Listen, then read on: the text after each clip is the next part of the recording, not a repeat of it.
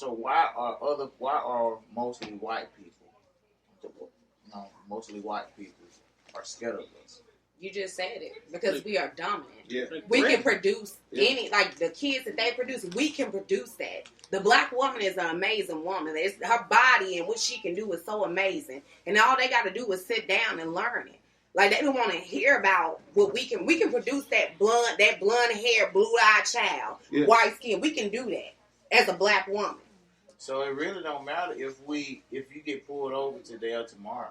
It really doesn't matter if you're complying with the police or not. They still gonna have that fear. Yeah. I mean, but Fidel Castro. Philando's Castillo. Yeah, but you have a lot of police officers that become police officers because of the simple fact that in school they were bullied, they were weaklings, and then when they get a badge and a gun, they feel like they got the power to take over. And you have, and just being truthful, you have a lot of police officers who might have caught their wife with a black man. They're angry. Yeah. You have a lot of anger built up inside of a lot of police officers today. And even the one, and then we ask the question of, well, it was a black officer out there with those guys too. Why he didn't say nothing? Because of the simple fact that if this man say something, he ain't got to worry about going to work no more because they gonna hurry up and get him off the floor. Yeah.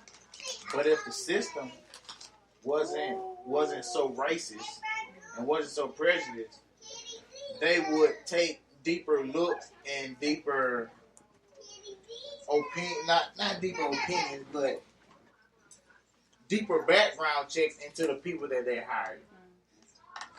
But because if you give a person that been bullied so many times a whole bunch of authority, what you think he gonna do to other people? He gonna bully them back. Yeah, exactly. Yeah.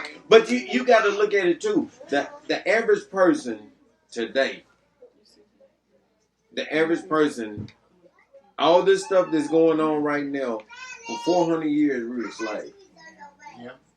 A lot of white people feel like we should still be in slavery. And to this day, we are in modern day slavery. How do you think, every time you look up, when you see the litter patrol going up and down here from limestone correctional facilities, you might see 10 people out there picking up trash. 2 of them might be white. Yeah. But they ain't grew up around white people. But the thing of it is just like back then when we were sold as slaves. They made money off of us then. Modern day slavery. The prisons are crowded with black people. They're making money off of us still to this day. Nothing has changed. The man told me, one of the officers in prison, when I was in prison, he was a corrections officer. He was showing us around. He was taking us around. And he said, us being blacks, this is one place that we will not go to. And I'm like, what are you talking about? He said, a law library. He said, these people are showing you that they're giving you more time than you deserve. And you can get that time back if you go in here and pick up a book. But you refuse to. Why? Because it's just like white people say. If you don't want a black person to know something, put it in a book. Put it in the book. Yep. Put it in the book. That's just how it is. We are not supposed to be above nobody. Buddy of mine, last week, got a racing motorcycle. Fast. The fastest thing around here. He has a white crew that rides his bike and fixes his bike. He just dropped $25,000 for these people to fix his bike and get it ready to come to the races last week. The man he paid these people their money. And the man called the man, he said, have you got my bike ready? The man said, look, I ain't working on that bike no more. Forget that bike. He he was talking to me about it, and I told him, I said, well, you brought that on yourself. It's just like the movie said, Malcolm X. Your bite beat their bite. The thing that they said is just like him, Malcolm X is saying, that's too much power for one nigga to have. When you start overstepping and being bigger than someone else, they gonna bring you down. Oh, yeah. I mean, that's what they did to Obama. If you ask them what their real issue was with having Obama, they cannot tell you. Man, because he's black. I went to work the next day after that election, and I got off. You know how many folks was pissed? They was pissed. Oh, this nigga don't got in the office, this, that, and the third. And the thing is, everybody wants to say, oh, well, he had control of the Senate and the House for 2 years. He's trying to clean up the mess from the last couple of presidents. Yeah. So, what is he... Yeah. So really tell me, what power did this man really have? Yeah.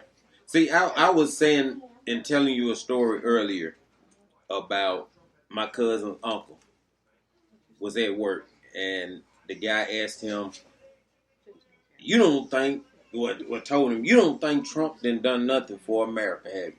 Do you? And he told him, he said, look, I really don't talk about politics at work and stuff like that. I don't get into that stuff. And said the man kept on badgering. Trump, you really don't think, you don't like Trump, do you? You know, kept on going. And to the point where he finally said, you know what? Trump did do something. I give him that. He did do something to make America great again. And the man told him, saying, I figured you thought that. He said, and what do you think he done? He said, he made it where the white people, instead of hiding behind the sheets, they taking it off right now and showing their true colors. True. He outed the ones that were secretly hating the hell out of us.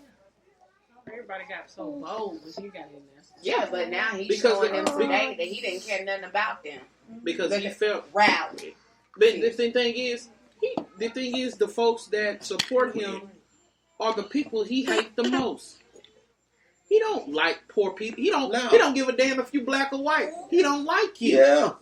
If you poor, he don't like you. You're fired. That's what he's saying. If you were middle class, he don't like you.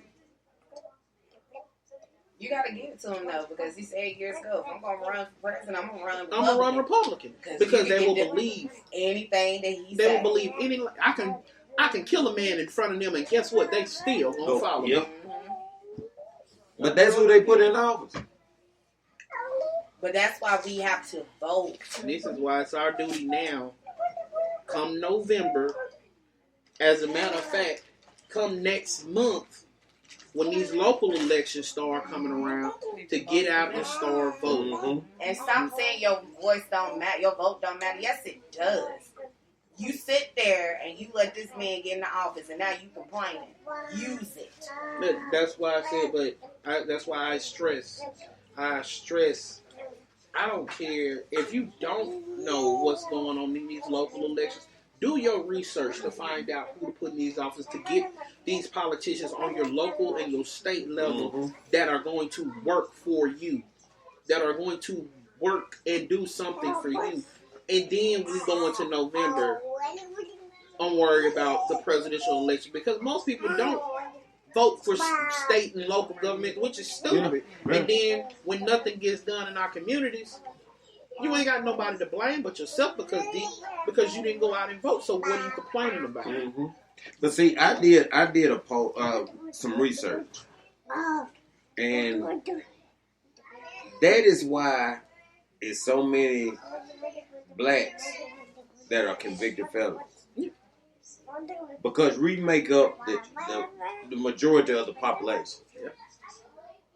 So if you feel like, okay, if all these people can go up here and vote, then you already know you're not finna become a president. if these people vote like they're supposed to. So what I need to do, I need to put a charge on you and take your voting rights away. I need to take your rights away. Me, myself, I'm a convicted felon. What my voting rights has to do with me and my charge, I don't understand. It's ridiculous. Yeah, what it has to do. That's crazy that they even got it like that. Yeah. But you still pay taxes. But you still Yeah. And then when I asked them about getting my rights back, what did they tell me? Yeah, when you pay your fine off, you can get them back. I'm barely making it as it is. You put a fine on me of $15,000, but you can't tell me why you put that much on me.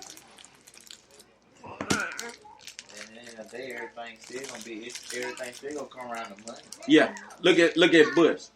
He got it. Excuse me. He got himself into office because his brother was down there in Florida.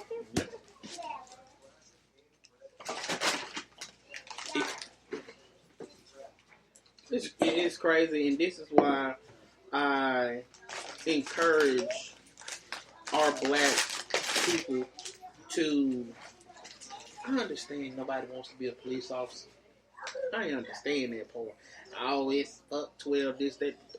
If we had more people that had integrity, that wore that badge, a lot of the stuff wouldn't even be happening. We had a lot of people, that we had a whole lot more people that wanted to go and be a lawyer. We wouldn't have the justice system being against. We had more black judges. We would, a lot of the stuff that goes on in the justice system could be changed because we have our voice in those areas. But you got people that all they want to, I mean, ain't nothing wrong with inspiring to be a basketball player or a model, this, that, and the third, but can we inspire to be something more than just the stereotypical what they think we should be? A rapper, a basketball player, shut up and dribble. This is what they tell us. True enough, they have these players, these professional players, they have the platforms to do and say a whole lot more, and it gets heard. But why is it taking for LeBron James and the Colin Kaepernick to speak out for us? I don't know that man personally. I don't know nothing. I don't even know. I ain't never met neither one of them. But you got so many that are so scared to speak out because of retaliation. Do you hear a lot of rappers? Yeah, you have a lot of rappers. The only people I hear, to be honest with you, is T.I., Killer Mike. I don't even think he's a rapper, but you still. How many young people is gonna actually listen to the older rappers besides you know what I'm saying, the young generation? You ain't gonna hear none of them for real. I mean, that's gonna be talking about, you know what I'm saying, that besides, I mean, you got young rappers with NBA Youngboy and Lil Baby. How many of them young generation rappers that's gonna be rapping about that? It really doesn't matter because we supposed to raise our young kings and queens to do this stuff. We need to raise them to be police officers, firemen, doctors, lawyers, and stuff. We need to put them out there instead of having them look up to them. But social media is taking a lot of our kids away. People are growing up. Home, though. Yeah, but the thing of it is, social media is overpowering the parents nowadays. Between rappers and social media, it is. Yeah. Because you got a lot of kids that listen to rappers and go by the rapper's life than the NFL and NBA life. And we're going to end it there. Guys, this was a great topic. Once again, I want to thank my guests for being on. We will be coming back to this topic again. As long as this keeps going on in our community, this will be another platform for us to speak out. But that's my time. That's my show. Black Lives Matter. And remember, if it ain't real, then it ain't unscripted. Peace.